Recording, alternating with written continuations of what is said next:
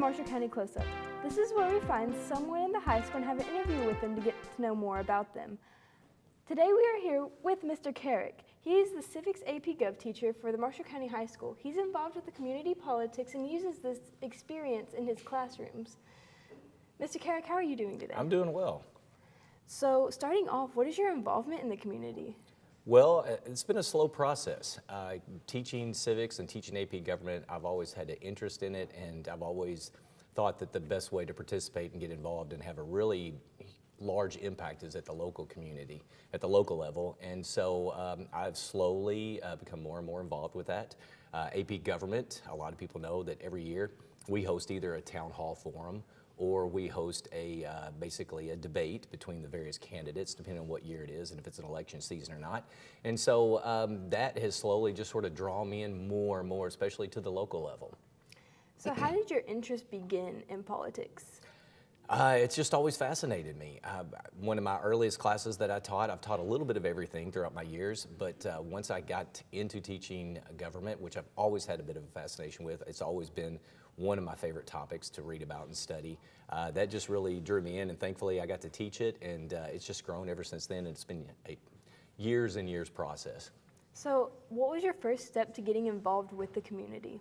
The very first step was many years ago. We had an open ballot, and there was a justice of the peace position open, and no one ran for it. And we have two in the county, and it's really, honestly, a meaningless position. And so the one thing you are able to do is you're able to officiate weddings, and I thought that was really cool because that's a wonderful time of two people's lives and being able to participate in that.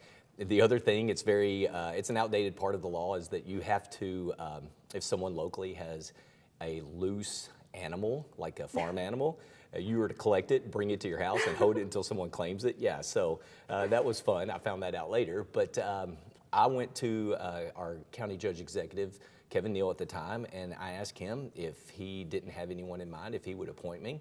And he decided to do so, and he came to my classroom and he swore me in. And the main purpose was really just to show the students how easy it is to get involved. And now that was a meaningless position, but it was fun just to see that, to take the oath and have that title, which again, is very, very meaningless, but it was just a fun introduction into that process. So bringing up your students, how do you apply this experience to your classroom?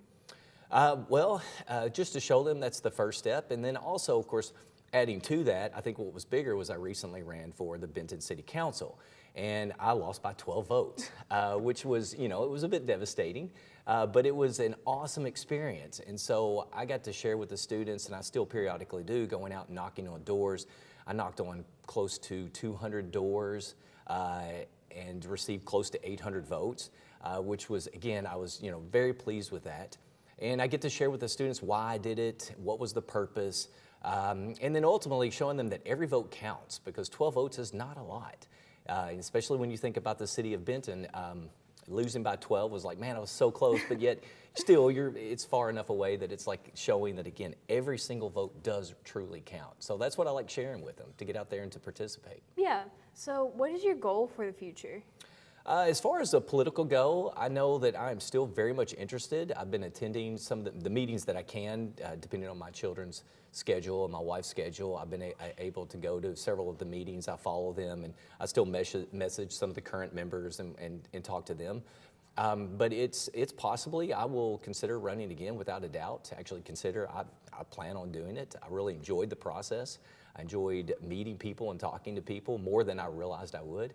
And again, just to bring about a change. I love Benton. I know that there's plenty of room to grow and a great direction to take it in as far as the future goes, and I want to participate in that process. So I often think about, if you're a Hamilton fan, I want to be in the room where it happens. I want to participate in that. I like that analogy. So talking about Benton City Council, whenever you were campaigning, how did you feel? Nervous, apprehensive. I know that some people would be surprised. I am not an extremely outgoing individual. I may appear so in the classroom, but getting out and knocking on doors made me extremely nervous. My wife would tell you that I would walk around and goof off for 30 minutes to an hour sometimes, just sort of that inner dread of going out and knocking on those doors. But once I started and I got out of my house, I absolutely loved it. So It really took me out of my comfort zone. That was the part that I didn't like, but people were wonderful. And it was great to hear their stories and hear what they wanted out of the city. And so that every day when I would go out and knock on doors, I would experience that same bit of dread and fear, but I loved it once I knocked on that first door. Yeah. So you said you lost by 12 votes. Did that discourage you? No, it didn't. It was, it didn't discourage me at all. I think, it's one of those things, life lessons, you never know what's going to happen in the future. I had no idea that I would get as many votes as I did get, and I really focused on that positive aspect. I thought about a lot of things that I needed to do differently as far as getting a stronger message out and how important that was. But it honestly did not discourage me. It was very encouraging to realize how many votes I did get, and just made me really want to do it again. So other than community involvement, what do you do in your free time? In my free time, I have 2 younger children at home right now, and they are very heavily involved. So there's a lot of shuttling of children to different events, from dance to soccer to soon it'll be volleyball as well with one of them. But so there's a lot of that going on. And then, outside of that, because my wife, so she's a nurse, so she works a wild schedule with night shifts. So outside of that, besides family and my wife, and spending time with them, I love to run. Running, as many people know, that is a huge hobby of mine. It is my escape. It is a huge part of my mental well-being. So that's my number one hobby is running. So I heard you were preparing for it was like a 50 mile? Yes, I did run a 50-mile race.